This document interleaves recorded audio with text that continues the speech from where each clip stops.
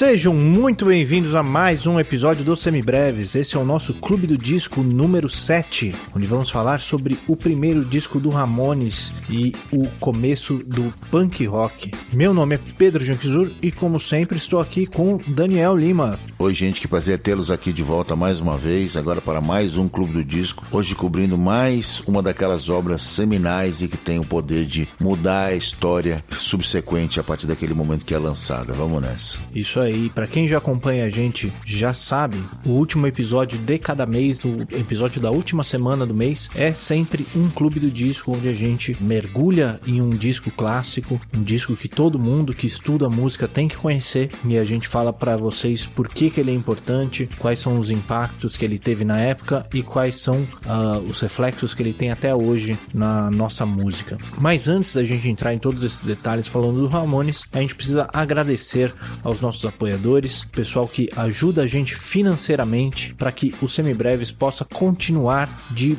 luz acesa. Esse aqui é o nosso projeto de levar educação musical a todo mundo que precise, né, de graça aí pela internet, usando esse meio do podcast, mas ele também não é de graça para fazer e dá uma boa dose de trabalho, e é essa galera que apoia a gente que permite que a gente continue fazendo isso de graça para todo mundo que precisa, para todo mundo que não pode pagar por uma educação musical. Então nós agradecemos, e com certeza todo mundo que acompanha o Semibreves e não tem outra forma de estudar música também agradece. Você pode ajudar a gente a partir de R$1 por mês lá no apoia.se/semibreves ou no picpay.me/semibreves, e ajudando a gente a partir de R$5 por mês você ganha acesso ao nosso grupo privado para os nossos apoiadores lá no Telegram, onde a gente troca ideia, tira dúvidas, conversa sobre o que a gente está ouvindo, o que a gente está estudando, o que a gente está assistindo, sem contar em todos os assuntos aleatórios que rolam por lá, em todos os lugares onde a gente se enfia, porque a gente não consegue falar de uma coisa só, a gente não consegue falar só de música, a gente sempre acaba virando para outros lugares também e falando sempre do que a gente sabe e do que a gente não sabe também, porque uma coisa que a gente não tem é vergonha na cara, não é isso aí, Daniel? Exatamente, nós somos os especialistas, os maiores e melhores do mundo em não ter vergonha na cara, isso é fato. E se você gostaria de nos ajudar, mas você não pode nos apoiar financeiramente nesse momento, não se preocupe, você pode nos ajudar demais, simplesmente espalhando a palavra do Semibreves, compartilhando o Semibreves com todo mundo que você conhece, mandando os nossos materiais, as nossas redes sociais, tudo mais que você encontrar o nosso nome, pode mandar para todo mundo, que você vai ajudar demais a gente a chegar no máximo de pessoas possível. Não deixe de entrar também lá no nosso site, no www.semibreves.com.br, onde você encontra todos os nossos episódios com o nosso material de apoio, que é um resumo por escrito para te ajudar a estudar. Se ficar ainda alguma dúvida, você pode nos mandar um e-mail no semibrevespodcast@gmail.com, ou então entrar em contato pelas nossas redes sociais, em todas elas, no Facebook, Instagram e Twitter, nós somos o @semibrevespod. Lá no Instagram você encontra também alguns exercícios de teoria e percepção que estão salvos nos stories. Estamos fazendo algumas tiradúvidas nos stories também, você pode entrar lá, perguntar qualquer coisa relacionada à música ou não, e a gente tenta responder. E temos também a nossa já tradicional live de toda sexta-feira, 8 horas da noite, onde a gente faz a nossa live de tiradúvidas e bate-papo. Você pode entrar lá, fazer sua pergunta, fazer seu comentário, dizer sobre o que você quer que a gente fale, e a gente fica ali 2 horinhas conversando com vocês e curtindo a nossa noite de sexta, já que a gente não tá saindo de casa, então a gente curte com vocês essa noite de sexta-feira. É isso? Esqueci de alguma coisa? Não, perfeito. Belíssima cabeça, eu diria. Maravilha. Então, feita a cabeça, vamos lá falar sobre o disco de estreia dos Ramones.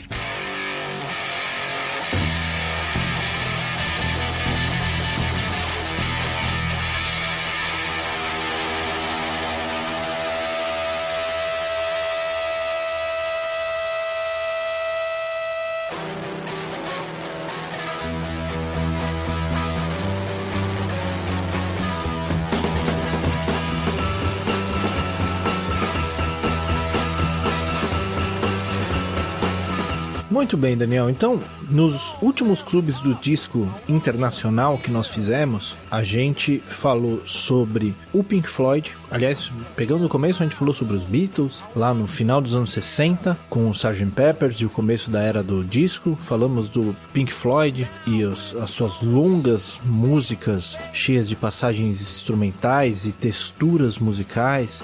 Falamos do Black Sabbath com o começo de um estilo novo do heavy metal, também com músicas longas e também com essa criação de toda uma atmosfera musical para contar as suas histórias. E agora nós chegamos nos Ramones. Como é que esse disco do Ramones se encaixa nesse cenário desses anos 70 aí? Bom, vamos pensar o que estava acontecendo naquele momento, né? Como o Pedro já disse, a gente vinha na nossa história do tempo de um momento onde o rock, especialmente o rock europeu, estava vestido com a grandiloquência e todo um rebuscamento de discurso, longas suítes, músicas enormes ligadas à mitologia, ligadas a grandes histórias, álbuns conceituais, texturas, etc, etc. Numa espécie de evolução, esse conceito evolução vai bem entre aspas, porque a evolução depende de quem,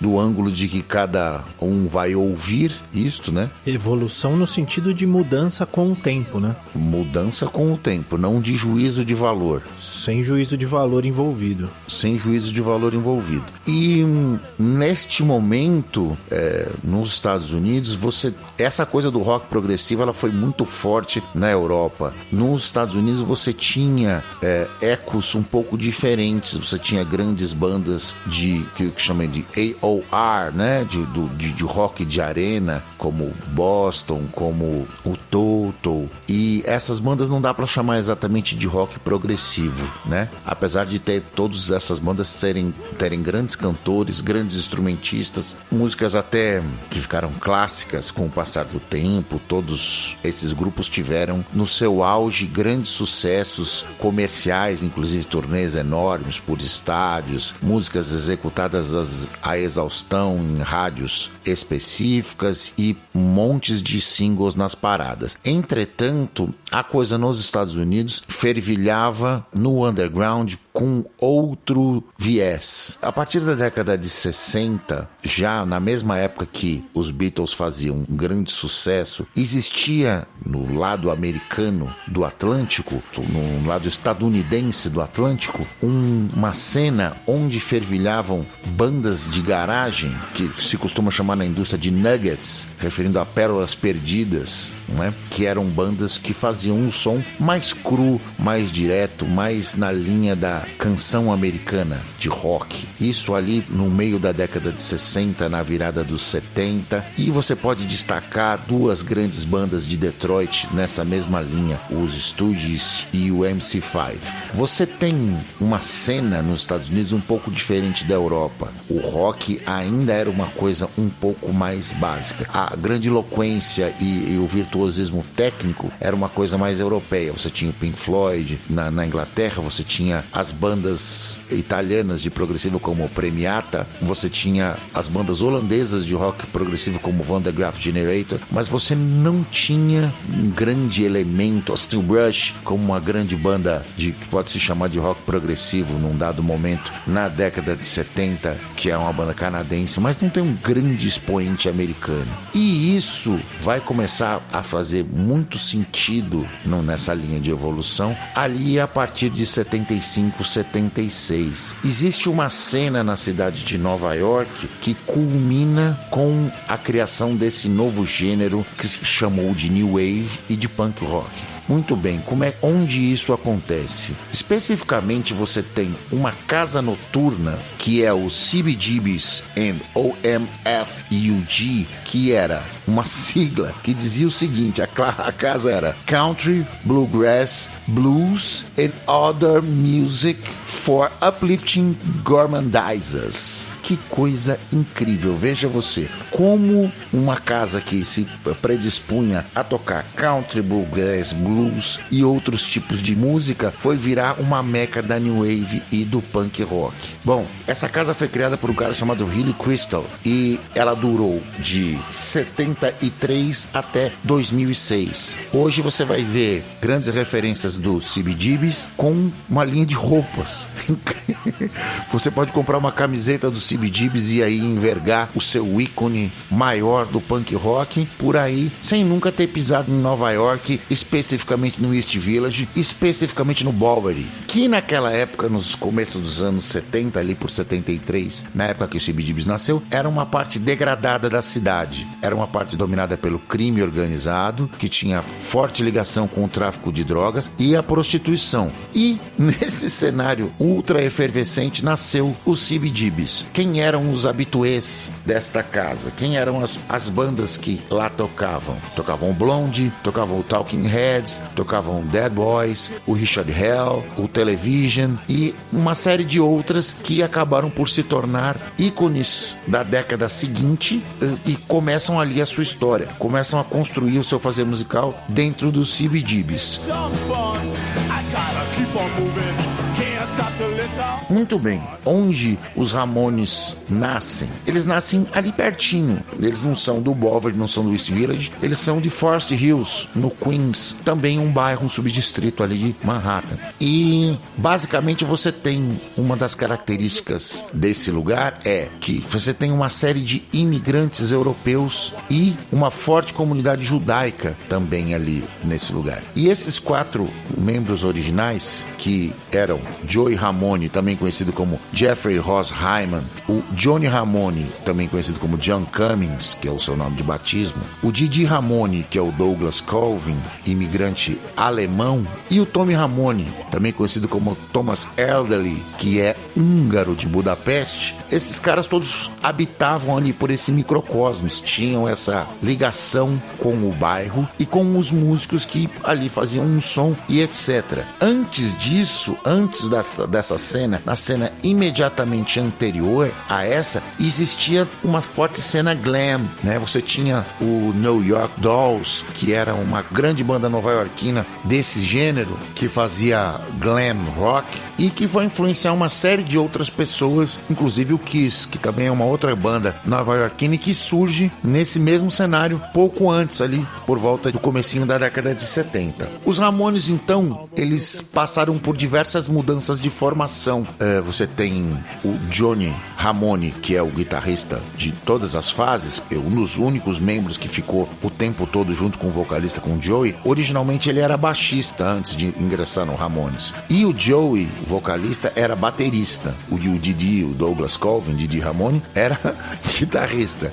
Eles vão mudando de instrumento até sedimentar uma formação com a entrada do Tommy. O Tommy era guitarrista e um músico de melhor condição técnica que eles todos. E ele, por mais incrível que isso possa parecer, vai parar na bateria, trazendo o Joey pra frente. Então eles conseguem estabilizar uma formação com o Joey nos vocais, que não era exatamente o arquétipo do vocalista. Era um cara muito alto, muito tímido, com uma postura ruim, um cara bem arqueado, né, pela própria altura dele, um cara de quase 2 metros de altura. Você tem o Johnny na guitarra, já estabelecido como guitarrista, o Didi no baixo e o Tommy na bateria. O Tommy não era baterista, ele era guitarrista. E ele criou para os Ramones um estilo de tocar bateria muito particular que sedimentou a maneira como tudo que ia se fazer de punk rock dali pra frente. O estilo com que ele tocava, minimalista, de condução, de consciência de groove, da maneira direta como ele se expressava no seu instrumento, vai na mesma direção com que todos os outros instrumentistas faziam nos seus próprios instrumentos. Isso vai criando um estilo, vai sedimentando um estilo. A obra do acaso e as características de cada um deles vai criando isso do que a gente vai se chamar de punk rock. Aí a grande pergunta é: o Ramones é uma banda de punk rock? Essa é a pergunta que nós vamos nunca, talvez, responder nunca. Mas, na minha maneira de entender, o Ramones é uma banda de proto-punk.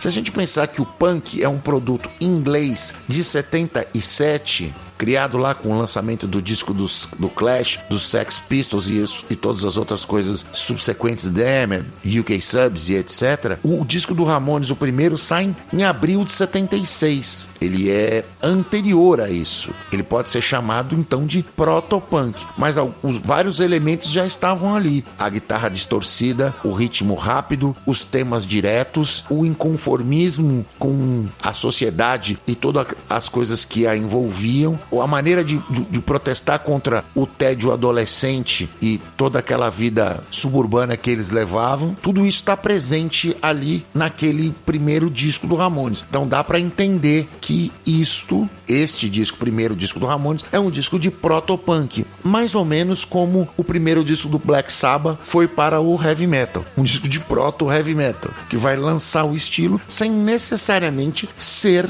um disco de heavy metal clássico, apesar de possuir bastante elementos disso. Certo, Pedro? Certo, até porque o termo punk nem existia ainda nessa época, né? Como você disse, ele vai ser sedimentado depois. Tem umas histórias que ele vem de uma revista que circulava na época, né? Uma revista meio de quadrinhos que circulava na época. Eu já dei de dica cultural no Semibreves. Já dei de dica cultural, uma coleção, né? Da Punk. Isso. Era a revista Punk. E Punk é uma palavra, uma gíria pra tratar algo como se fosse um vagabundo, um moleque vagabundo, um moleque delinquente e tal. Mas não é aquele criminoso perigoso. É um moleque vagabundo delinquente que faz pequenos crimes. E é uma gíria de cadeia, inclusive, né? De um menorzinho mais novo da prisão que se prostitui por segurança. Também era usado dessa forma. E como esse estilo ele se caracteriza justamente por essa juventude, né? Essa juventude entediada. Muitos dos frequentadores do CBGB se identificavam por essa delinquência juvenil, né? Essa delinquência que vem muito de um tédio e um abandono da sociedade como um todo, numa sociedade que estava um tanto decadente naquele momento em Nova York, naquela região onde eles viviam. O punk acabou, esse rótulo de punk acabou colando ali com eles. Toda uma juventude que vem, como a gente já disse um pouquinho ali no Clube do Disco do Black Sabbath, de toda uma gama de movimentos sociais que existiram tanto na Inglaterra quanto nos Estados Unidos, que por um lado conseguiram alguns avanços, se a gente for pensar em movimentos feministas, em movimentos de direitos civis, negros e etc, mas também deixaram um certo amargor na boca de não conseguir,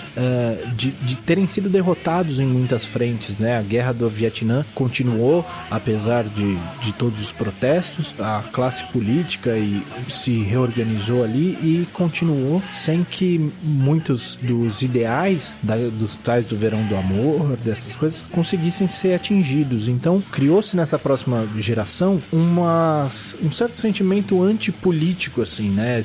Contra esse engajamento muito forte e essa proposição de uma sociedade diferente. E ao mesmo tempo que se tinha essa sociedade um tanto decadente, surgiu essa cena dessa juventude, como a gente já disse, caracterizada por esse tédio e por esse abandono, como a gente vai ver em algumas das letras, dentro de uma sociedade já mais violenta também, e que não queria falar de política, não queria se engajar e propor nada, queria simplesmente resolver esse seu tédio, matar esse seu tédio. Eu acho que é mais ou menos isso que define o punk, né? E o punk, como a gente vai ver também durante o disco, ele trata desses temas que não são temas leves, né? Não são temas, são problemas sociais reais, mas ele trata com uma atitude não de revolta, ele trata com um certo assim, eu não tô nem aí, né? A atitude do punk seria mais o eu não tô nem aí. Eu acho que é mais ou menos isso que me passa esse tipo de som. O que você acha, Daniel? Eu acho que é precisa a sua análise, porque a juventude da época, com a sociedade em frangalhos, especialmente a sociedade nova-iorquina, com a alta de crimes e etc, com os bairros barra pesada, os caras queriam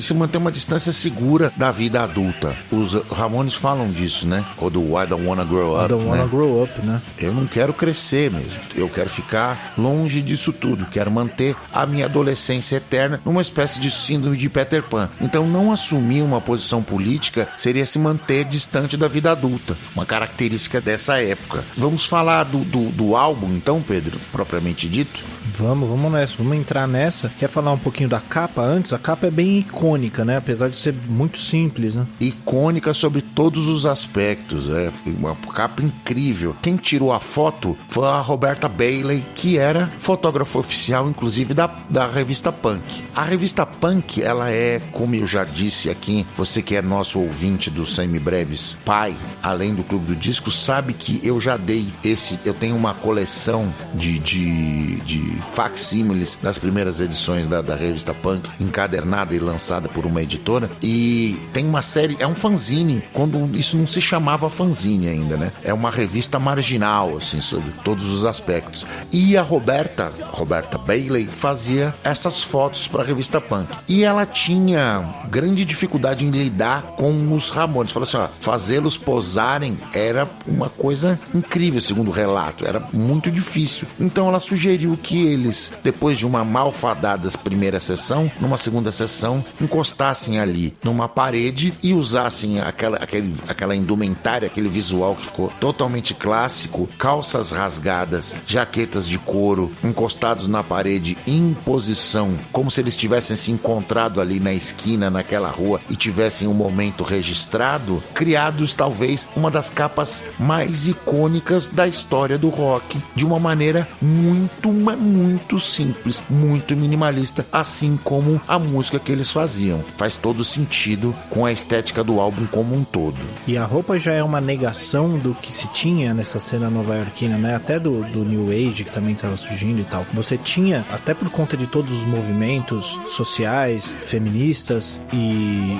da comunidade LGBT e tal, você tinha esse movimento de se embaçar as divisões de uma coisa para outra. Você tinha muito o David Bowie com aquela coisa andrógena. Você tinha, inclusive, no CBGBs, tocava uma outra banda lá, chamava Wayne County, né? Que diz a lenda que é por isso que começou a ter o rock no CBGBs, esse rock protopunk, né? Porque o cara viu Wayne County e achou que fosse uma banda de country, e aí chamou eles pra tocar e não era nada disso, né? Isso passa no filme, inclusive, né? Que era uma banda também desse protopunk, né? Assim como a banda Os Stooges do Iggy Pop, com um vocalista transexual, né?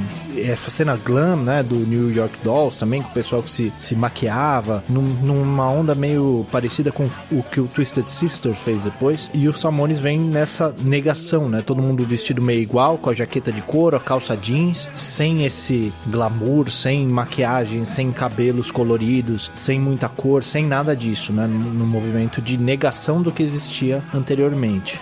Usando as próprias roupas de rua, né? Como eles se vestiam, não é aquela coisa do eu tenho um guarda-roupa para o show, a coisa do stage clothes, né? Não tem isso, é pura e simplesmente como eles estavam vestidos, andando até chegar na gig, eles subiram no palco e tocaram. Isso vai ter um eco também lá na época no final da década de 90, com o movimento grunge, né? Os caras têm exatamente a mesma relação, a mesma ideia de, vamos anti-glamourizar a questão visual, vamos apostar no som. E aí começam os caras a usarem aquelas camisas de flanela, que era o que eles usavam naquela região que é frio pra cacete, em Seattle, e trazem isso pro palco. E não por acaso, isso vira um uniforme mundial, né? Pessoas aqui no Brasil, um verão tórrido, e os caras de camisa de flanela e calça rasgada, né? Que também vem como negação dessas mesmas práticas do glam que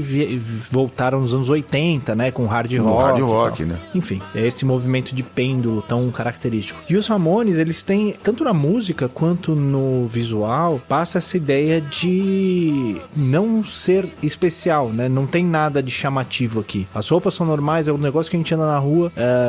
Na música você não tem ninguém tentando chamar atenção, você não tem um solo de guitarra, você não tem um vocal. Enfim, é simplesmente a coisa mais simples possível, aquela parede de som, né? E essa coisa meio do síndrome de Peter Pan, né? Eu não quero crescer, eu não quero falar sério, eu não quero não quero aprender a tocar, eu quero fazer um negócio simplesinho assim, dessa forma, e falar sobre as coisas do meu dia a dia aqui, falar sobre o meu tédio em paz, mais ou menos isso, né? Exatamente. Bom, vamos entrar então no disco e ver o que a gente consegue entender desse som aqui? Isso, vamos falar sobre o álbum. Então, eles tocavam no CBGBs Ramones. E eles foram descobertos por uma outra jornalista chamada Lisa Robinson. Ela era de uma importante revista chamada Hit Parader, que fez muito sucesso nos anos 80, mas muito sucesso. Estar na capa da Hit Parader era o auge do movimento do rock americano, né? Então você teve todo tipo de gente que passou ali. Só que ela é uma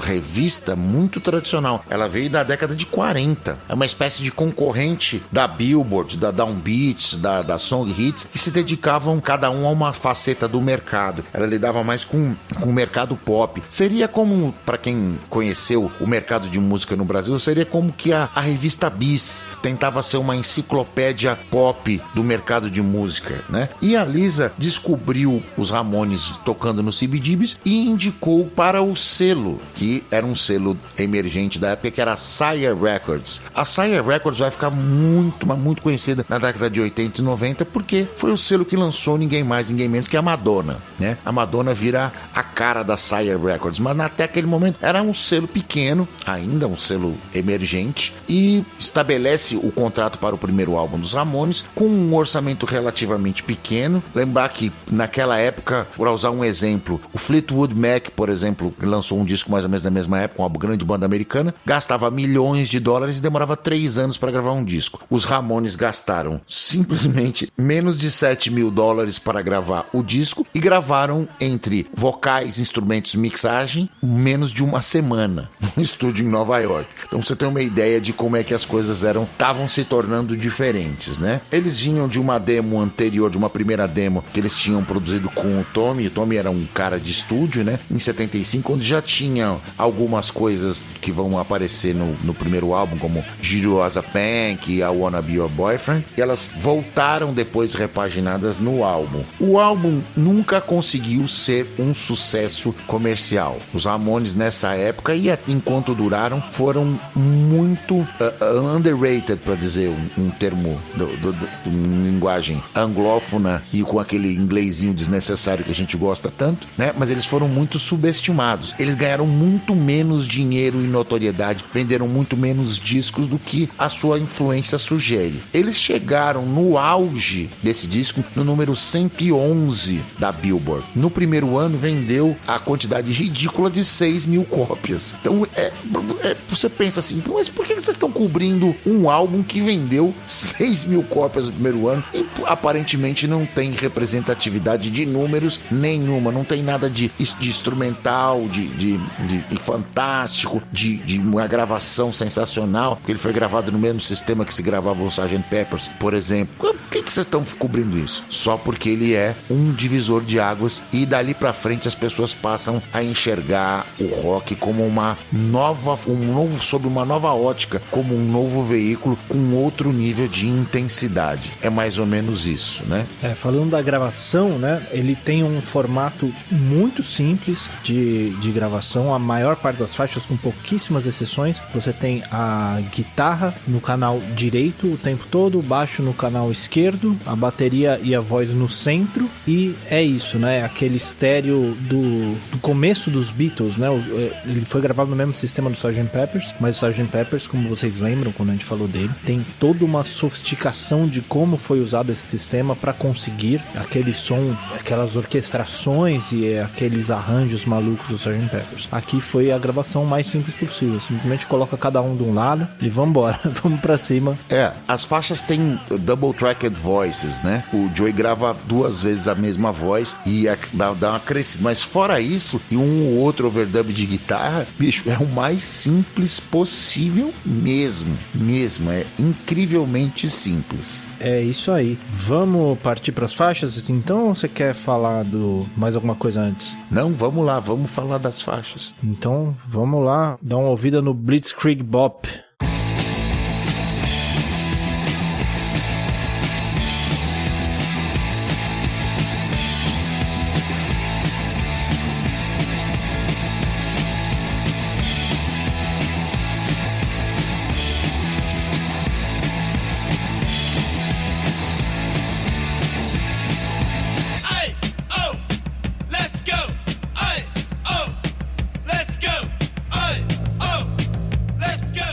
Muito bem, essa acho que é a faixa mais icônica, né, dos Ramones, é aquela que todo mundo pensa. É a quintessência do negócio, né? Todo mundo pensa, quando pensa no Ramones, já pensa nela, né, não pensa em outra coisa. Então, Blitzkrieg Bop faz uma referência direta à Guerra Relâmpago nazista, né? Vão aparecer diversas e diversas referências germânicas pela presença do Didi, do Douglas Coven, do baixista, que é o principal compositor desta fase e de todas as fases enquanto ele teve na banda. Ele é substituído ali no final dos 80 pelo CJ Ramone, mas ele continua contribuindo, né? Ele inclusive se torna rapper num dado momento da carreira dele. O Didi é uma figura... Entender a alma atormentada do Didi é fundamental para entender os Ramones. Ele é um cara que tem uma história de vida muito complicada, filho de um pai militar americano e de uma mãe alemã, que volta depois do divórcio dos pais para os Estados Unidos com a mãe e sempre se sentiu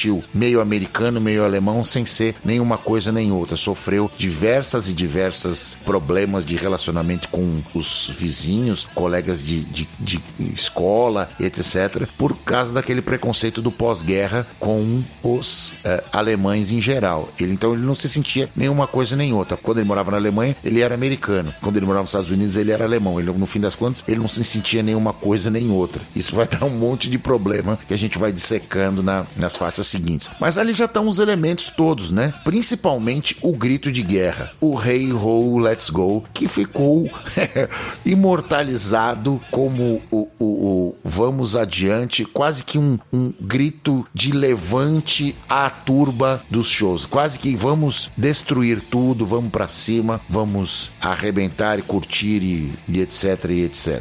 Essa música, diz o Tommy, que ela era pra ser uma música sobre uma pessoa indo pra um show de rock e curtindo uma noite e tal. Que aí o Didi fez algumas mudanças na letra e aí ela ganhou umas referências a essa guerra nazista e tal. Que é, inclusive, um tema que acompanha os Ramones, né? Essas referências que a gente pode atribuir a um certo humor negro. Tem alguns membros que durante a vida flertaram um pouquinho com essa extrema-direita. Então essa questão política dos Ramones, essa apolitização dos Ramones e essa coisa de voltar para um tempo mais simples e tal, isso tende a trazer um certo reacionarismo, né? Mas não estamos aqui para falar sobre a política dos Ramones. Mas isso é um ponto que aparece nesse disco, ele aparece em alguns momentos nessas referências, meio que querendo buscar esse politicamente incorreto, né? Meio que querendo buscar essas piadas que não podem ser feitas. O Ramones, ele tem um elemento de humor negro também nas suas músicas e pode ser daí que vem algumas dessas referências também. Uma das coisas que, já que a gente entrou nessa seara, uma das coisas que destruiu o Ramones de dentro pra fora é justamente a bipolarização e a dicotomia dos dois cabeças da banda, efetivamente, do Joey e do Johnny, que tinham posições políticas divergentes. O Johnny é um militante de extrema direita que chegou a apoiar George Bush na indicação dos mesmos para o Rock and Roll Hall of Fame, né? E o Joey era um cara de um militante pelos direitos civis, um cara que era do Partido Democrata, do que se costuma chamar nos Estados Unidos de um militante de esquerda, levando em consideração que ele é um norte-americano, um estadunidense, um cara considerado de esquerda nos Estados Unidos. E isso vai se agravando, essas tensões vão se agravando, que acabam culminando com o Johnny roubando a mulher do Joey, e aí casando com ela, levando ela pra morar em Los Angeles, quer dizer, acaba de vez com a vida dele, somando isso. Inclusive ele faz sobre esse caso, ele faz a música KKK Stole My Baby, né? Took My Baby Away. Took My Baby Away. Took My Baby Away. Quer dizer, é uma alfinetada em vários pontos. De vários pontos, de vários. Eles viviam nessa tensão, né? E é engraçado porque são os dois membros que passam a carreira toda dos Ramones na banda e não se falavam, né? Não, eles inclusive viajavam em bancos muito distantes. Eles viajavam um de van, né? E o Johnny viajava na frente para poder ir mexendo no rádio e ouvindo beisebol. Ia lá no banco do motorista. E o Joe ia no último banco. E eles tinham um cara da produção que viajou com eles durante muitos e muitos anos, que é o Monte Melnick, que fazia o meio campo. Ficava de tradutor, ficava de camisa de pistão nesse meio desse atleta. É uma história realmente incrível, né? Se eu vou pensar numa coisa meio Rolling Stones, só que com uma uma estrutura muito menor. Os caras tinham que viajar na mesma van, né? Não é como os Stones que cada um vai no seu avião particular, né? É muito diferente. É muito, muito diferente. Bem mais complicado, né? E é engraçado que são os dois que nunca saíram da banda, né? Os dois que não se falavam. Os membros originais e permanentes, né? É engraçado, né? Enfim. E essa é uma acho que é a maior letra do disco, né? E é uma das únicas letras mais crípticas, assim, mais que você não consegue pegar um significado claro, que tem aberta a interpretações e tal. O resto é muito mais... São letras muito mais diretas, né? E é de onde vem o grito de guerra que acompanhou os Ramones a carreira inteira. E os elementos musicais que vão acompanhar o disco todo e a carreira toda já estão todos presentes ali, né? É isso que eu acho que é importante a gente falar, né? A bateria... Simples, começa com uma condução no surdo, né? E praticamente não tem viradas, né? Não tem o uso dos tambores. O Tommy usa o surdo como um elemento de condução. Algo como uma levada tribal, né? Direcionando ao primalismo que o som dos Ramones sugeria, né? E mesmo nas partes mais rápidas, ele se dedica a fazer só acentos nos pratos de ataque, né? Nos crashes. Não tem praticamente nenhuma virada no disco. Uma coisa é muito, muito, muito simples mesmo, a maneira como ele conduz. Essa coisa vai, quando você tem a mudança dos bateristas e entra o Mark Ramone, que é o Mark Bell, né, que já tinha uma proeficiência maior, engraçado, ele nas outras bandas, das bandas anteriores, ele tinha um outro nível de tocar, mas ele, quando entra no Ramones, ele tenta emular as situações do jeito que o Tommy faria. É incrível isso, tamanha a digital que ficou impressa nessa história, né? Começa tudo daí. Além da bateria primal e tribal, você tem também a presença da guitarra com os power chords fortemente distorcidos e guitarras gravadas de uma maneira muito alta e tocada de uma maneira também muito primal, né? Com quem é guitarrista vai entender, só com palhetadas para baixo ou com o que se chama de downstroke, com um movimento basicamente com o antebraço todo, muito diferente do que se faz hoje em dia, onde você tenta diminuir o movimento para aproveitar a técnica e fazer uma coisa muito mais delicada, um controle do movimento. Lá na realidade não, a maneira do Johnny tocar guitarra é com o downstroke, com a palhada para baixo, feita com o antebraço, um movimento gigante assim, imprimindo uma força imensa, né? E ele usa uma guitarra específica, uma Mosrite, que é uma guitarra ao contrário, né? O desenho dela parece uma extrato ao contrário, né? Uma extrato ao contrário, é exatamente isso. Essa guitarra é uma guitarra clássica que ela desapareceu, foi roubada, tudo, e depois ele refez, passou a vida inteira tocando com esse mesmo design, com a correia muito baixa, né? Lá embaixo, lá no joelho, para que ele pudesse aproveitar mesmo esse movimento do antebraço e atacar as cordas de uma maneira mais eficiente no sentido da força, mas menos eficiente no sentido da precisão, né? Aqui a gente chega num ponto onde aquela história que a gente falou dos Beatles, de não se conseguir tocar ao vivo por causa do equipamento de som que não dava conta de tocar por cima do barulho do público, aqui a gente chega num ponto da história onde a coisa se inverte, né? A gente começa a ter amplificadores muito grandes, muito potentes e que poderiam gerar muita distorção, que é os famosos Marshall, né? Os cabeçotes Marshall com caixa 4 de 12, etc. E tocando em lugares muito pequenos, com um público muito... Quando o Ramones começou a tocar no CBGBs, era um lugar pequeno que não tinha quase público, né? E não tinha quase ninguém vendo. E aí você tem o contrário, né?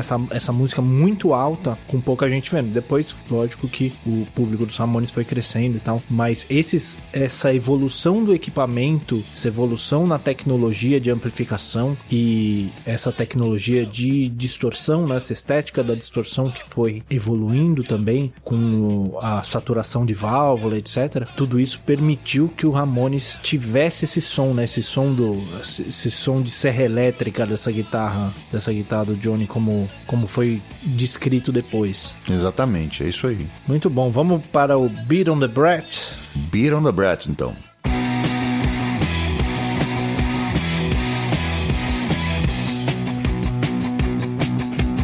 Beat on the brat, beat on the brat, beat on the brat with a baseball bat. Oh yeah, oh yeah, oh ho. Beat on the brat, beat on the brat, beat on the brat with a baseball bat. Oh yeah, oh yeah, oh ho.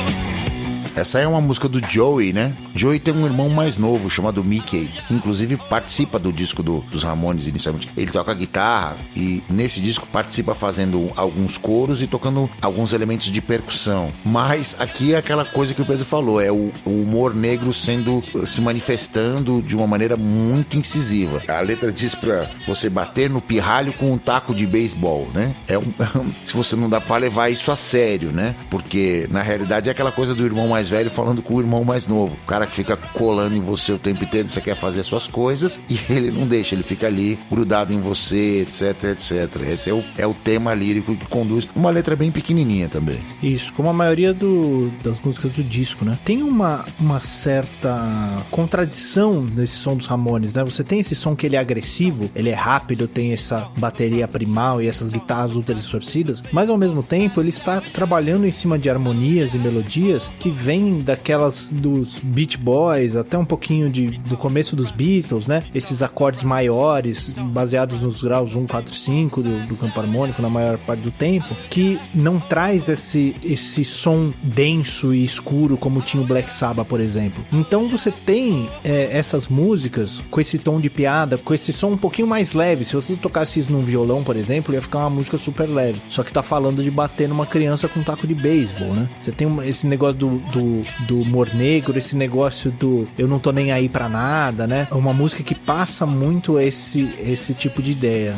É, exatamente isso. Esse substrato harmônico que o Pedro se referiu vem daquelas bandas dos anos 60 dos Nuggets e da verdadeira paixão do Joey por girls group e pop bubblegum dos anos 60. Ele era apaixonado pelas Ronettes, né? Que tinha como vocalista principal a Ronnie Spector, uma mulher do Phil Spector, grande produtor da década de 60, criador do Wall of Sound, etc., que inclusive produziu, entre outras coisas, o Let It Be dos Beatles e o End of the Century dos Ramones. O Joey traz o Phil Spector para produzir os Ramones, assim como ele tinha, como o John Lennon também era muito fã do Phil Spector e traz para produzir os Beatles, apesar de todos os protestos do Paul McCartney e todos os atritos que existiram, inclusive com um lançamento de uma versão do Let It Be Naked, né? Sem aquelas orquestrações do Phil Spector, foi lançado recentemente, porque é a versão do Paul McCartney do Let It Be, né? Ele esperou o John morrer e passar muitos e muitos anos depois, lançou o Let It Be Naked. Então esse substrato vem dessas músicas de girls group, de grupos pop e etc. Tem até inclusive uma gravação de um cover dessa mesma época nesse disco. A gente vai falar dele quando chegar lá. Logo mais. Vamos em frente então? Então a próxima é Judy is a Punk.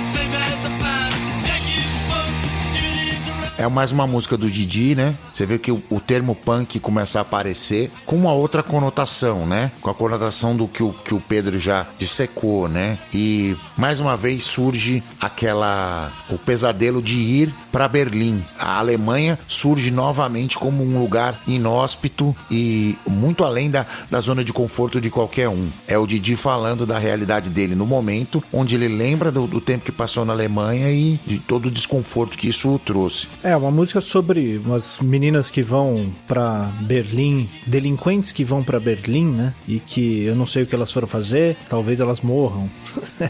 É meio que um punchlinezinho, uma piadinha negra aí também no final, né? E ele usa uma história, uma alavanca, né? Que é na letra, que é o second verse, same as the first. Que quer dizer, o segundo verso igual ao primeiro. Ele tá mostrando aqui, gente, é o seguinte, isso aqui é simples, é obrigatoriamente simples, isso aqui não é pra ser levado a sério, é uma coisa direta ao ponto, muito oposto de qualquer obra séria que tivesse sendo feita naquele momento nos Estados Unidos ou na Europa. Esse second verse, same as the first, o segundo verso igual ao primeiro. Me soa até essas coisas do ensaio, que alguém escreveu tipo isso. O mapa da música e o cara que tava lendo a letra cantou sem querer e a piada acabou ficando na gravação, né? Pode ser. Esse tipo de coisa. Pode ser mesmo. Me soa algo desse jeito. E no terceiro verso eles mudam a letra e aí elas vão pra São Francisco em vez de Berlim, mas o final é o mesmo, né? É, exatamente. É isso, o importante aí é esse Berlim, né?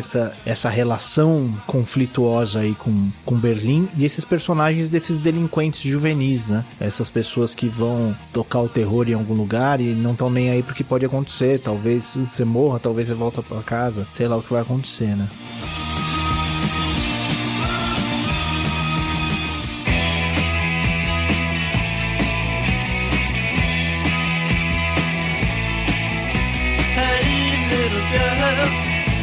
I wanna be a boyfriend. Sweet little girl, I wanna be a boyfriend. Do you love me, babe? What do you say? Do you love me, babe? I Wanna Be Your Boyfriend é uma das músicas que estava presente na primeira demo, junto com Judy Was a Punk. E é uma música do Tommy, do baterista, e ela tem alguns detalhes já mais diferentes, assim, tem uma características diferentes. Ela é uma canção de amor, né? Uma love song, e ela tem algumas coisas que não apareceram nas outras. Tem, por exemplo, overdubs de guitarra. Inclusive a primeira tríade que aparece no disco. Exato, o cara faz uma tríade e coloca a quarta lá, faz uma brincadeirinha com a terça e com a quarta. Quem foi que fez isso? Foi o Tommy, obviamente, né? Quando ele escreveu a música, ele escreveu esse riff, e na hora de gravar, ele mesmo gravou, claro, sem dúvida. Tanto que tem a guitarra do Johnny tá lá, né? O E tem esse overdub. E tem essa outra guitarra em overdub. Fazendo por ciminha ali. Tem outras características, tem uma panderola também, né? Uma percussãozinha gravada por cima. E a voz do Joey é talvez a melhor gravação desse primeiro álbum. Ele evoca efetivamente essas canções bubblegum, pops dos anos 60. E tenta chegar perto, cantando do jeito que ele consegue, do jeito que é a sua característica, mas evocando ecos desse tipo de música. Inclusive com harmonias vocais, né? Na ponte. Exato, feitas pelo Mickey e por ele. Que acho que também é a primeira vez que aparece nesse disco, né? Também aparece. Também é a mesma coisa, pra evocar esse bubblegum aí, né? Esses é tudo das bandas pop dos 60. Até aqui, pelo menos, é a música mais bem arranjada, assim, do disco, né? A música que tem um arranjo, sem que dúvida. Não é simplesmente começar a tocar. Então. Sem dúvida. Muito bem. Então, vamos lá para Chainsaw.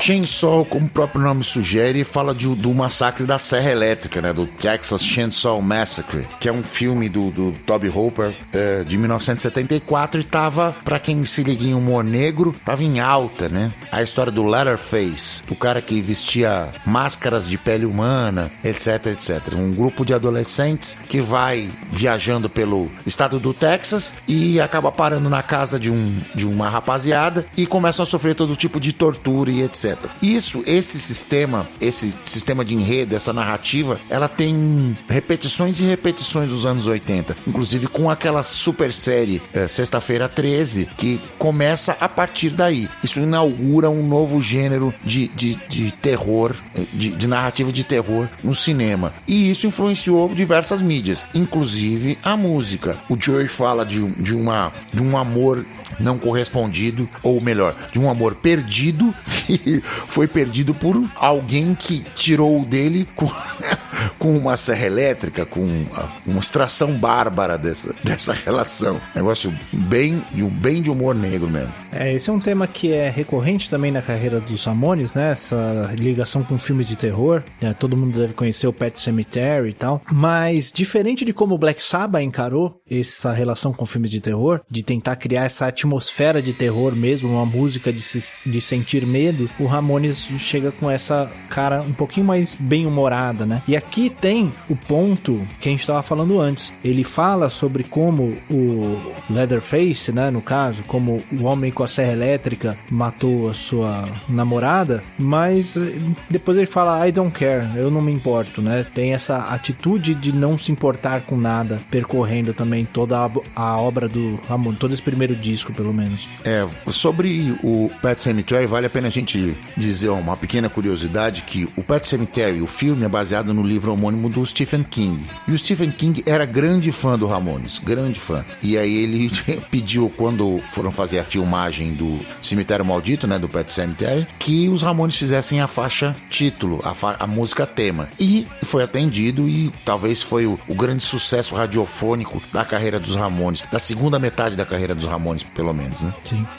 Mas aqui, nesse disco, já aparecem duas referências, né, a filmes de terror, essa do Chainsaw, e a gente vai ter algumas músicas pra frente. Eles adoram. Mas tem esse outro clima, né? Eu acho interessante como o Black Sabbath encara essas referências de filmes de terror de uma forma, e o Ramones encara quase que no extremo oposto, né?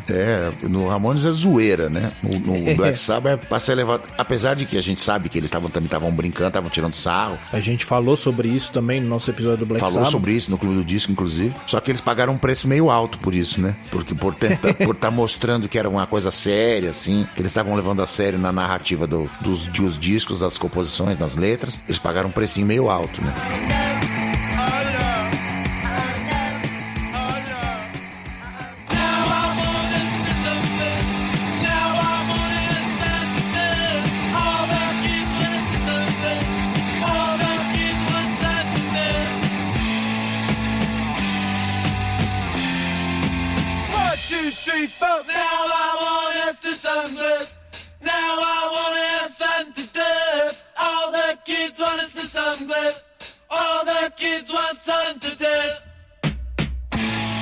Mais uma música incrível do Didi Ramone, né? Agora falando sobre cheirar cola.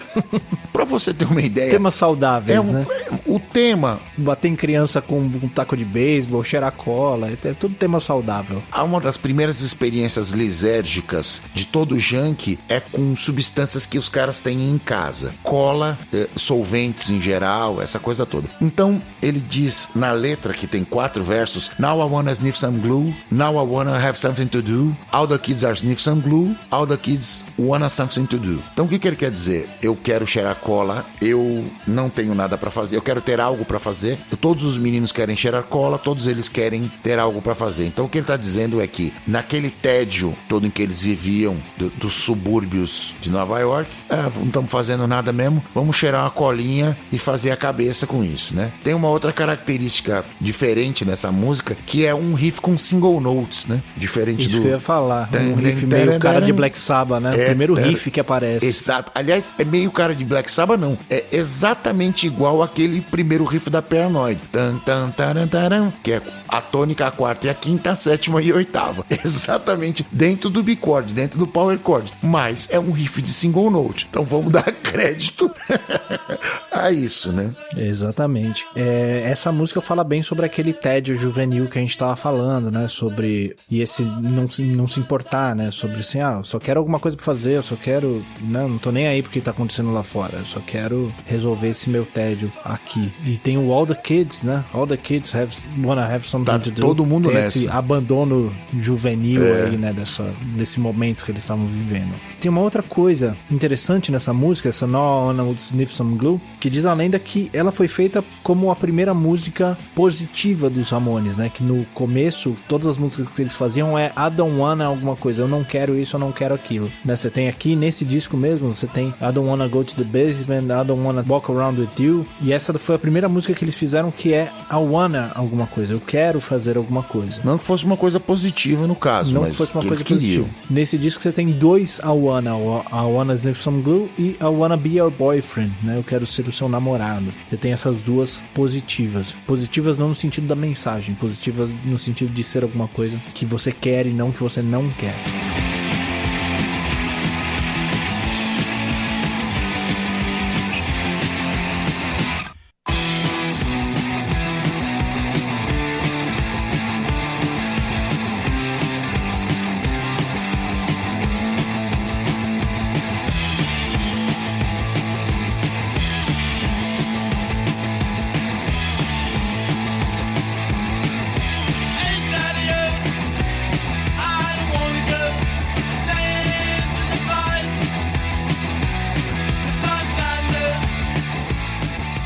Muito bem, vamos lá então para I Don't Wanna Go Down to the Basement, que é a última música do primeiro lado e a música mais comprida do disco, né? Com incríveis 2 minutos e 41. Incrível, né? A gente estava falando nos últimos episódios sobre as músicas do Pink Floyd, do Black Sabbath, músicas de 8 minutos, 9 minutos, né? Essa aqui, a música mais comprida do disco tem 2 minutos e 41. E que coisa, né? A mensagem era totalmente direta e curta mesmo, né? Exatamente. Essa música, ela tem alguns jeitos de interpretar ela, né? A gente pode entender ela como uma referência aos filmes de terror, né? De que alguém vai pro porão pra pegar alguma coisa, ou pra... acabou a luz, você vai trocar um disjuntor e aí tem um assassino te esperando lá. E ele usa até o Romeo, né? Que poderia ser o namorado da mocinha do filme que desce pro porão e tal, e que acaba sendo assassinado e tal. Mas tem um outro jeito também da gente ler essa música. O que a gente pode entender aí também, Daniel? Bom, a gente vai mergulhar mais um pouco no universo das trevas do Didi Ramone, né? Didi Ramone é o compositor dessa música e ele é um cara que vem de uma família totalmente desestruturada. O pai era um militar americano, como a gente já disse, que era totalmente abusivo. Batia na mãe, batia nos filhos, etc, etc. Então, quando ele diz I don't wanna go down to the basement, eu não quero descer até o porão, você pode fazer duas leituras, que o pai o estava levando lá pra bater nele, abusar dele fisicamente ou até sexualmente, né? Porque tu tá falando disso como Romeo, né? Como se fosse uma espécie de deturpação romântica dessa história. Conhecendo o universo do Didi, como a gente vai explorar daí por diante, faz um certo sentido até, né? Ele era um cara totalmente perturbado e não por acaso morreu de overdose de heroína 2 semanas depois de ser adicionado na lista do Rock and Roll Hall of Fame. É incrível, né? Pois é. Inclusive, harmonicamente, essa música vai para lugares um pouquinho mais escuros, né? Vai já pro relativo menor e tal. Na harmonia. Não é nada muito sofisticado. Mas tem um pouco mais de movimento, né? Ele passeia um pouquinho mais, né? Ele fica menos nos graus mais abertos. Ele vai um pouquinho pros graus mais fechados também. Talvez tenha a ver com essa mensagem que ele tá passando. Por mais que não seja também de uma escuridão black sabatesca, não chega nesse ponto. Tem também esse clima de não tô nem aí, mas aí é do estilo da banda mesmo, né? Muito bem, e aí encerramos o primeiro lado do disco com I Don't Wanna Go Down to the Basement, e a próxima que abre o segundo lado é Loudmouth.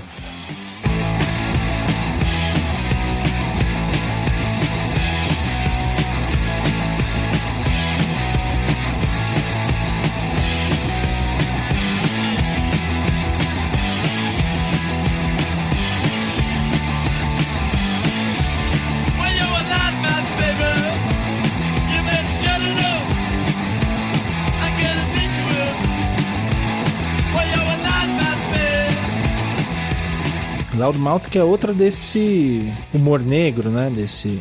Mais uma dessa cepa, né? Também uma coisa que você pode enxergar de uma forma como uma barbaridade nos dias de hoje, né? Ele parece que tá falando com a namorada, com a esposa, né? Você é uma boca aberta, baby, é melhor você ficar quieta, ou eu vou bater em você, baby, é melhor você ficar quieta, né? Essa é a letra. Levando em consideração as famílias disfuncionais que nós temos dos membros, essa era a realidade que eles enxergavam. Então eles podem estar enxergando isso tentando fazer isso como uma maneira de usar o humor negro para se defender disso, mas a verdade que para muitos deles essa era a realidade. Os pais do Joey eram separados, o pai do Johnny também era um operário da construção civil, também muito rígido, muito severo. O pai do Didi, como a gente já disse, era um militar também e totalmente abusivo. E no Thomas não se tem notícia, eles eram imigrantes europeus, os pais dele, mas não se tem notícia de nenhum tipo desse tipo de relação mais abusiva. Mas 2, pelo menos dos 4, isso é uma realidade muito óbvia. Inclusive são os 2 que compõem a música, que é o Didi e o Johnny. Começa a fazer mais sentido esse tipo de coisa, né? E não fica nem claro na música se isso é uma crítica ou se isso é uma normalização, né? Meio que uma coisa assim, as coisas são assim, né? A vida é assim, não fica muito claro qual é que é a posição deles com com relação a essa realidade, né? Eu acho que rola um I don't care, né, mesmo, aquela atitude. Exatamente, não tô né? nem aí. É meio por esse lado. Muito bem, e depois vamos para Havana Affair.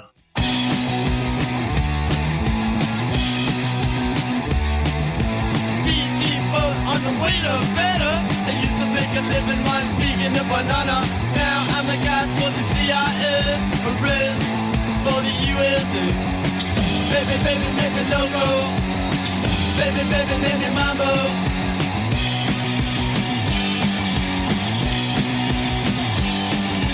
Safety spot, only keep it tell the truth. Que é uma música que ele tenta contar uma historinha, né? Mas daquele jeito deles, em 3 versos. Pois é, já tem um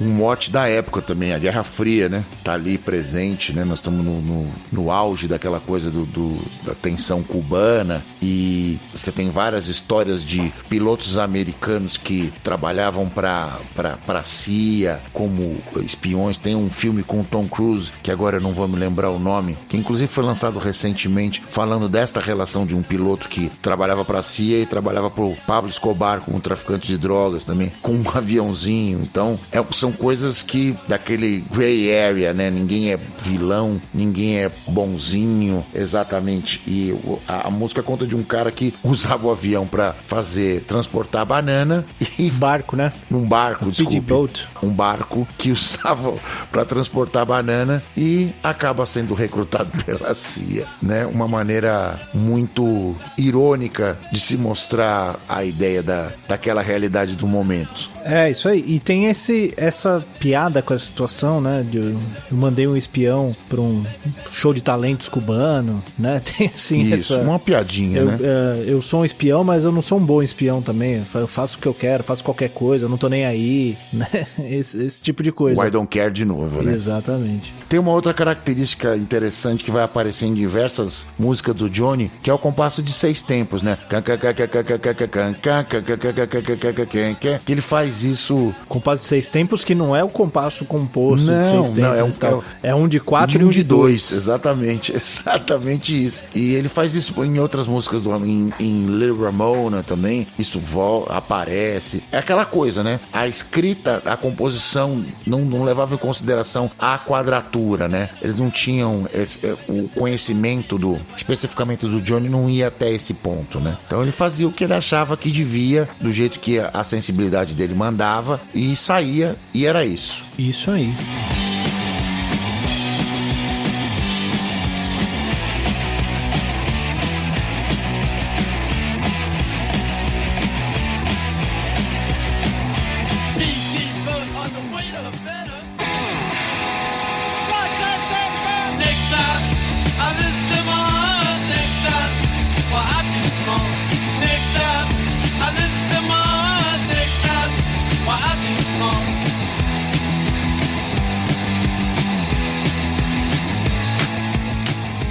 Bom, depois dela temos Listen to My Heart. Mais uma daquelas canções, ela é acreditada a todos, mas tem cara de Joey, né, a letra, de amor desiludido.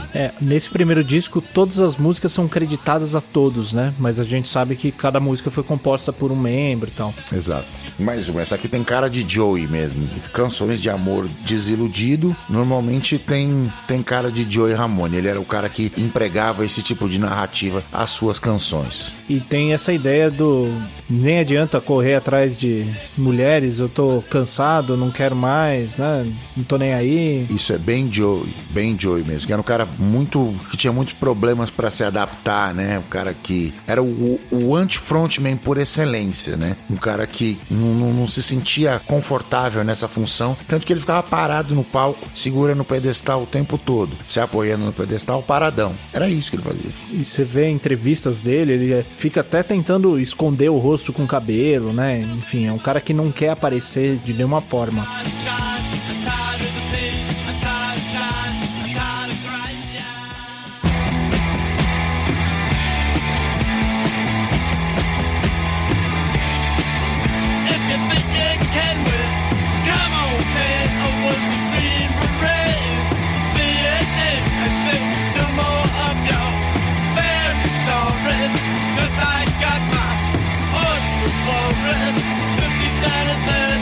Standing on the street E aí chegamos em 53rd and 3rd. É mais uma daquelas canções do universo didiano de perversões, né? 53rd and 3rd, que é uma esquina, né? É o cruzamento da Rua 53 com a 3ª Avenida. Exatamente. Isso que significa o nome da música, né? Essa esquina de Nova York, ela tá numa região que a comunidade gay chamava de The Loop, onde você tinha ali um pequeno circuito onde, entre outras coisas, existiam boates, bares, clubes voltados aos homossexuais masculinos. E nessa esquina, especificamente, existia um ponto de prostituição masculina, né? Essa música ela conta com os vocais principais do Joey e numa espécie de outro com o Didi cantando também, né? Cantando Then I took my razor blade, then I did that God forbade, now the cops are after me, but I'm proven I'm no sissy. Ou seja, a música trata de um cara que estava se prostituindo, mas não era desejado por nenhum cliente, e quando era desejado, num momento de fúria e desilusão, tira a sua navalha e faz o que Deus proíbe e mata o sujeito, o cliente, com a polícia toda atrás dele, só principalmente para provar que ele não era gay. Esse universo de contradições, né, que aparece nessas músicas do Diddy, que tem um cara que ele fala até que ele é o veterano no Vietnã, né, e que é um cara que precisa se prostituir mas ninguém não tem muitos clientes, então isso daí já é uma fonte de angústia, né, porque ele precisa do dinheiro e tal, mas quando ele finalmente consegue um cliente, ele não quer ser um viadinho, como seria a gíria usada, né, por mais que não seja um termo correto ou aceitável de ser usado aqui, mas é mais ou menos o que essa gíria significa. Então você tem, enfim, aquela coisa, você precisa, mas não é, você tem uma série de preconceitos na sua cabeça, ao mesmo tempo que uma pessoa que não é gay, a prostituição já é violenta com qualquer um, né, ainda mais quando você, dentro de uma sociedade como a estadunidense da época, um homem hétero se prostituir dentro de uma comunidade gay, enfim, é toda uma série de violências ali sendo colocadas e uma série de contradições passando por essa música, numa situação trágica em todos os sentidos, né, com todas as pessoas envolvidas ali. O Didi não fala sobre, ou não falava sobre essa música como sendo uma situação autobiográfica ou não. Ele simplesmente não comentava. Se tentou perguntar isso diversas vezes pra ele e ele se esquivava dessa história. Diz a lenda que ele efetivamente se prostituiu durante um tempo, principalmente para sustentar o seu vício de heroína. Mais uma característica do universo do Didi, né? Até onde se sabe, o final da música é ficcional, né? Sim, ficcional. Não, aliás, até onde se sabe, a música é ficcional. Didi não assume que ela é autobiográfica. Entretanto, há indícios.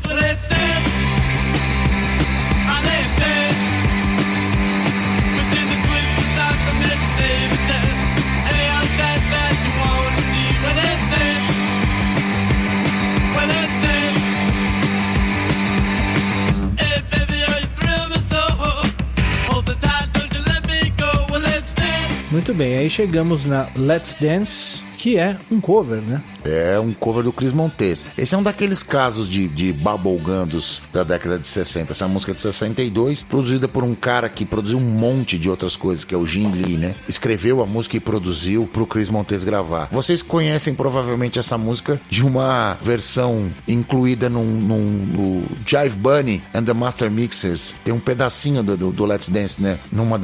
Nesse mix aí. E tem uma versão também dos anos 80 do Slade. O Slade gravou isso aí posteriormente também, do jeito Slade, né? Claro. E mesmo essa versão dos Ramones, só a Ramones, né? Sim, sob todos os aspectos. Não tem a cara do original. Se você não sabe que é um cover, você ouve o disco inteiro e... Faz todo sentido ali dentro, né? Faz todo sentido. Inclusive, se tivesse alguma música que eu chamaria de cover numa primeira audição, seria Wanna Be Your Boyfriend. Pois é. Que é mais diferente das outras do que ela. Do que essa, né?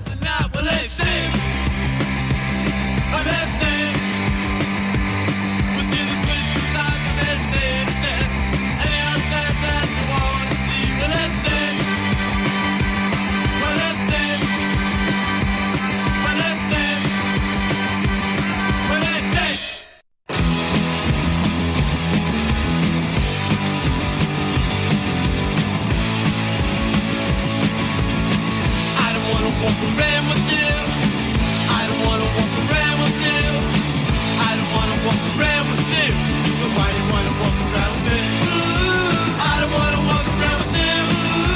I don't wanna walk around with you.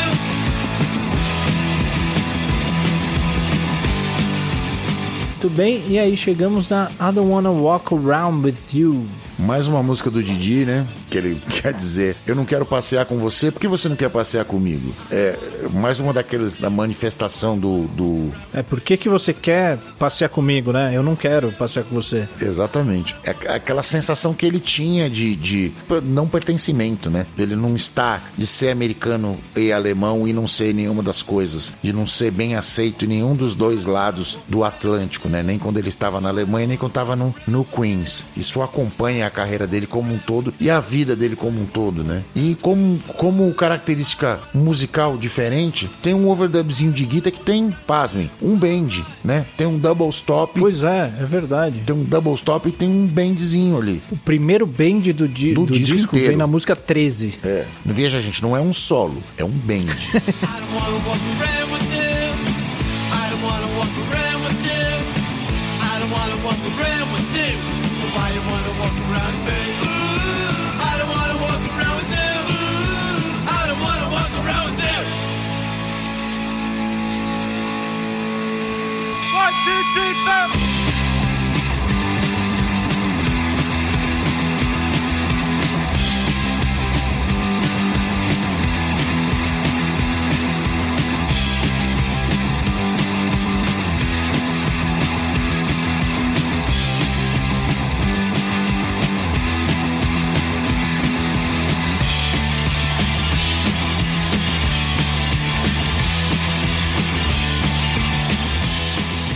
Muito bem, e aí encerramos o disco com Today Your Love, Tomorrow the World, que é uma outra música polêmica, né, naquele sentido que a gente estava falando lá desde a primeira. Exato. É mais uma daquelas canções do Didi, agora falando desse bullying, né, que ele sofria, dessa sensação terrível de não pertencimento, de ele não se entender com os seus adjacentes, né, não conseguir se relacionar de nenhuma forma. Isso passeia por toda a obra dele, mesmo nas músicas que não estão efetivamente falando disso, você tem essa sensação, né? Sim, a letra fala sobre um menino da Hitler Youth, né? Da juventude de Hitler, que luta pela pátria-mãe, pela Alemanha nazista, talvez nesse sentido de ser visto dessa forma em terras norte-americanas, né? Talvez essas ofensas que ele ouviu durante a vida dele nos Estados Unidos, né? Transformou isso daí em música.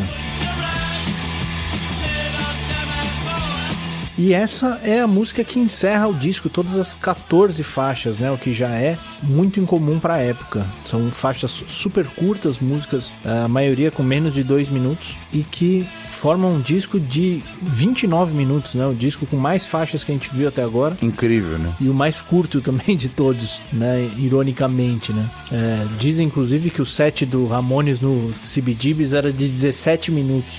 Muitas vezes eles brigavam em cima do palco, inclusive. Uma coisa... E eles tocavam as músicas mais rápido do que no disco também, né? Mais rápido ainda. Quem já escutou o Loco Live, que é o disco clássico ao vivo dos Ramones, sabe bem do que se trata. As músicas são tocadas numa velocidade pelo menos 10, 15, 20 pontos acima do que elas foram gravadas. Isso aí, mas esse então é o primeiro disco dos Ramones que estreia o punk, né? É esse proto-punk, o que planta sementes para o que a gente veio a conhecer como a música punk depois, com esses elementos todos que a gente falou, essa atitude punk, essa atitude de não estar nem aí, essa antipolitização que antagoniza o Pink Floyd, por exemplo, e bandas com discurso político muito mais acentuado, né? Alguma consideração final para fazer aqui, Daniel? Esse primeiro disco do Ramones e toda a carreira subsequente dos mesmos, ela veio acompanhada de um ressentimento muito grande, né? Os Ramones procuraram durante muito tempo o sucesso comercial, eles não queriam ser necessariamente uma banda underground. Eles, como grande influência influenciadores e sobre todos os aspectos das bandas que vieram de maneira subsequente. Se a gente for pensar, por exemplo, que o Duke do Green Day vendeu 25 milhões de cópias e o Duke não existiria se o Ramones não tivesse gravado o primeiro disco, porque nada mais é do que um filho direto daquela estética, os Ramones se sentiam muito ressentidos. O sucesso comercial dos Ramones, ele existiu e existe hoje, mas ele só acontece depois da banda ter terminado. Tanto que o logotipo dos Ramones, que é um dos logotipos mais icônicos de todos, acabou virando um ícone fashion. E as pessoas usam camisetas sem necessariamente saber do que se trata. Eu hoje, por exemplo, estou gravando o Clube do Disco usando muito apropriadamente uma camiseta dessas com o logo do Ramones. O Pedro, esse meu interlocutor, já me deu uma de aniversário uma vez. De aniversário. E eu, curiosamente, tô com o contrário, né? Eu tô com o moletom do show do Roger Waters. Do Roger Waters. Que é o extremo oposto do Ramones. O oposto, o inverso. O outro lado, o diametralmente inverso. Mas eles foram alcançar esses sucessos depois de terminar da banda. E dos membros originais, apesar deles não serem exatamente uns caras muito velhos, nenhum deles é vivo até hoje. Todos eles tiveram mortes, o Didi por overdose e o Tommy, o Johnny e o Joey morreram de câncer de maneiras diversas, né? O Joey teve linfoma e os outros dois tiveram outros tipos de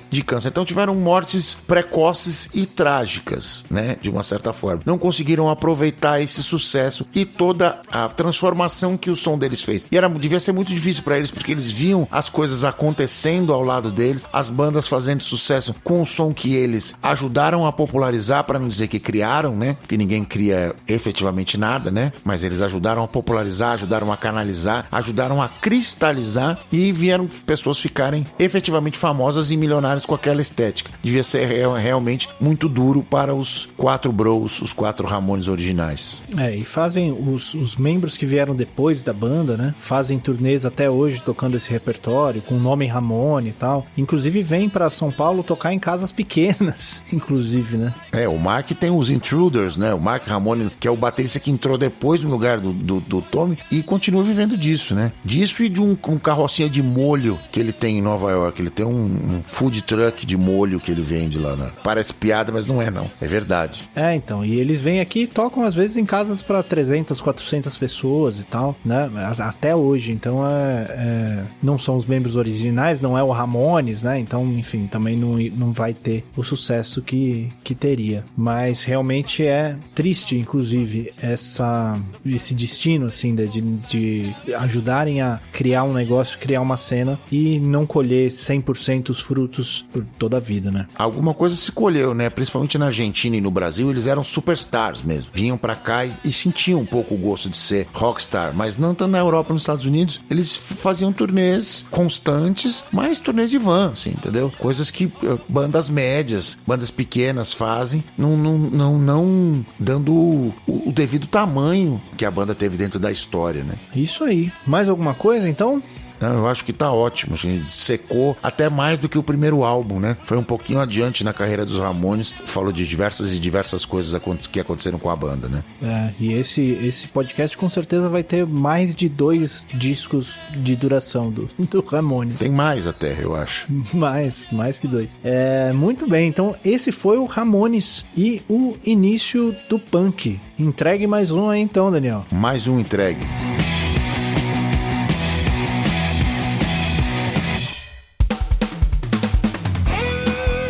Este foi o Semibreves. Os Semibreves tem apresentação de Pedro Janquizuri e Daniel Lima, produção de Pedro Janquizuri e Daniel Lima, edição de Pedro Janquizuri e consultoria técnica de Marco Bonito. A trilha de abertura é a Seita do Detril e todas as demais trilhas foram compostas e executadas pelo nosso grande amigo Lucas Schwab, especialmente para os Semibreves. Não deixe de nos seguir nas redes sociais, em todas elas somos o @semibrevespod e considere nos apoiar no apoia.se/semibreves ou no picpay.me/semibreves. Muito obrigado a todo mundo que ouviu até aqui, cuidem-se, lavem as mãos e até semana que vem. Valeu, gente, a gente se ouve, um abraço a todos, se cuidem.